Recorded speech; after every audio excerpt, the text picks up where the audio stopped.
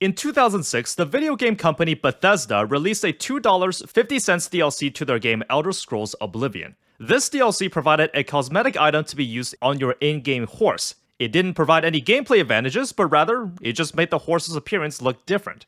Back then, this caused quite the backlash on the game, with people saying how it was ridiculous to be locking such a small portion of the game behind a separate purchase. I mean, is this really worth 4.17% of the whole $60 you paid for the game? Despite being controversial, this horse armor DLC pack would go on to sell millions of copies, and arguably kicked off a monumental change in how video games monetized. Jumping to current day, everyone cringes at the thought of pay-to-win mechanics in gaming. Yet premium cosmetics-based items have now become one of the most acceptable ways to monetize. So, what on earth happened?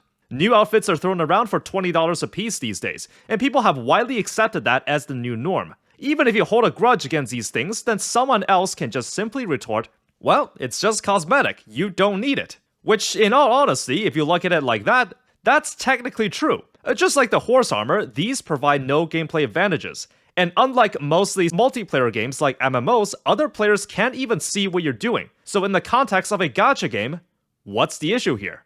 Today, I want to examine the history of cosmetics-based monetization in gacha gaming, point out a few exceptional cases, and vent out what I think of the whole situation. I made a few videos on a similar topic, but never anything that goes in depth and is more opinionated. First, I would like to address the main issue with the "it's just cosmetic" argument. These are not points I would say are objectively correct, as the topic of cosmetics in gaming is pretty subjective, hence why this video is on the second channel. If we go back to the Oblivion horse armor, let's consider the scenario that it was included in the base game, and you didn't have to pay extra for it. That very much could have been a possibility, but it didn't. And because it didn't, Bethesda made a killing by selling this small component of the game separately. If it's one thing game developers have noticed, it's that there is a big market for people willing to pay extra to have an alternate look. Making a new skin is relatively easy compared to everything else. Unlike more substantial content like new explorable areas, new characters that you have to design, more stories that need to be thought out and integrated into the lore, skins are pretty low maintenance. This meant that cosmetic items are fairly cheap to produce, low risk to sell, with a high potential for sales. For any business, this sounds almost too good to be true. It became a careful balance of what you can get away with excluding from the base game and selling them back as extra. Every game developer until the end of time has to look at the lucrative potential of selling cosmetics and either intentionally choose not to do it despite knowing how effective it is, or be tempted to dip their toes in making a few of their own horse armors here and there. Let's also consider this. If you're selling a separate cosmetic, then it must be more desirable than the original. This means that developers now have a vested interest in designing the base version of something to be not as flashy or good looking, and saving the more premium look behind a paywall. This is obviously approaching subjective territory, since it's up to you to decide whether an alternate skin even counts as better. Cosmetics can also be used as a way to induce fear of missing out.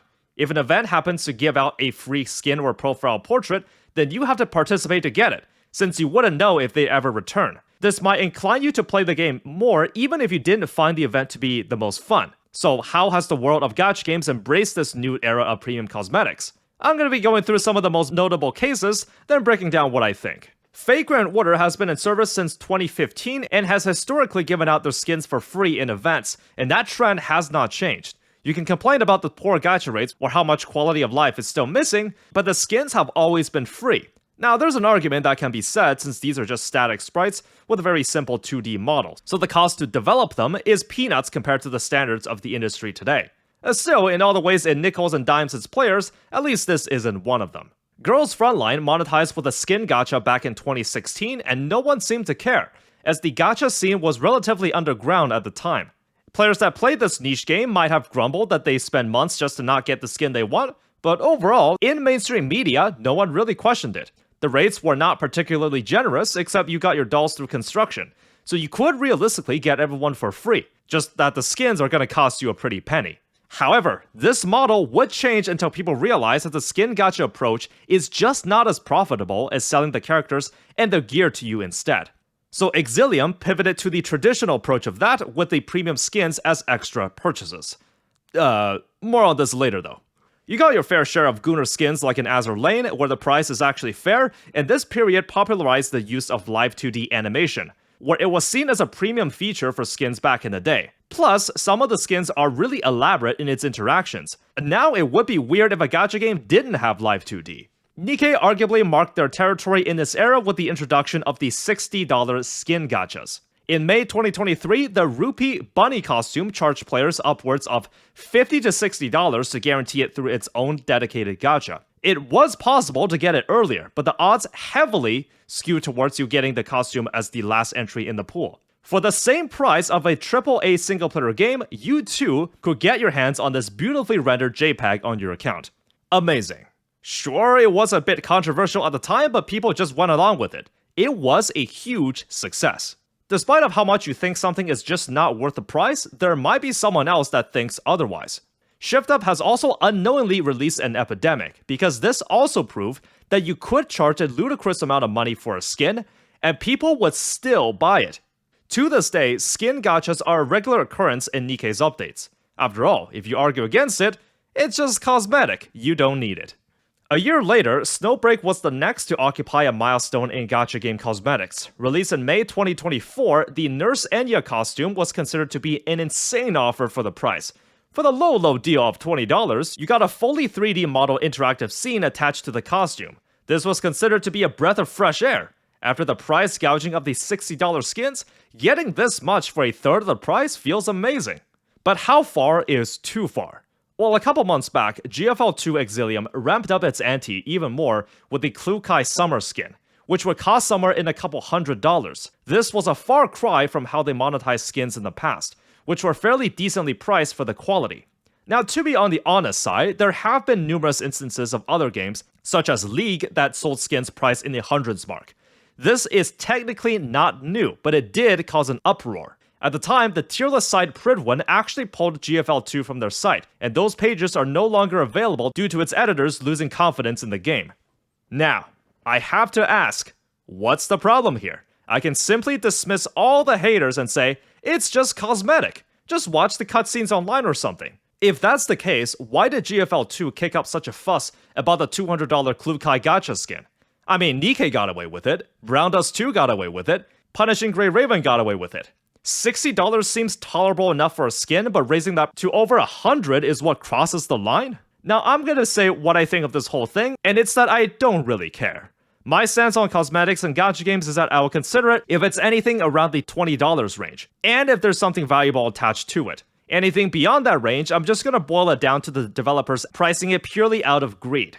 Something like that is not even worth considering. So yeah, whales can go for it, but I have no strong feelings about something I know that's of no concern to me. I quite like the skins in Reverse 1999 because they have a whole battle pass that comes with it, and you tend to get a lot of value out of the battle pass. I have also heard some good things about the skins from Azur Lane on how creative they can get, sometimes even coming with its own little mini-game you can play when you interact with them. The main issue is that the value of a cosmetic item is way too subjective to know where the boundary lies where most people would be okay with. So to respond to the backlash at the time, what did MICA team do? Nothing. The skin gacha update still went forward. The pricing hasn't changed, and who knows, maybe they'll make this into a regular thing going forward, just like Nikke has. Remember the boons of creating cosmetic items. Low effort, low risk, high potential for sales. Something like this is way too lucrative to let go. They can pretend to talk to the players and come to some kind of agreement, but the skin gacha still went through in the end. Unfortunately, internet drama has a shelf life. Time moves so fast and people will gravitate towards the next big event or piece of drama. Players will grumble about a topic for a few months, then the game and its players will move on. Granted, I'm sure this incident has caused quite a lot of players to leave the game, but look at the state of Exilium right now. It's chugging along just fine from what it seems. Take a look at the whole Infinity Nikke situation. People got angry about some of the gacha changes, content creators said their piece, or in some cases milked the situation for all it's worth, but the game is still doing fine. People will move on from something like this. Maybe next time they'll test the waters with a $70 skin and then an $80 one.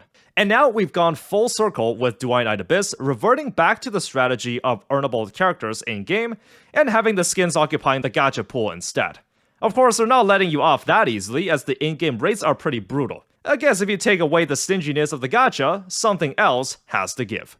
If you ever hear the argument that skins are not paid to win, it's just cosmetic, Consider this. What do you consider to be the win condition in your game?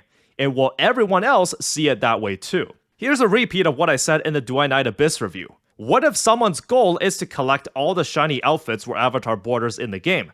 Whether it may be for completionist mentality, or they just happen to like a certain character. In that case, they're not winning unless they own all the cool looking skins. So if the developers have decided to lock certain cosmetic items behind a separate purchase, then the game would be pay to win. For you, specifically. And to think it all started with that stupid horse armor. Thanks, Todd.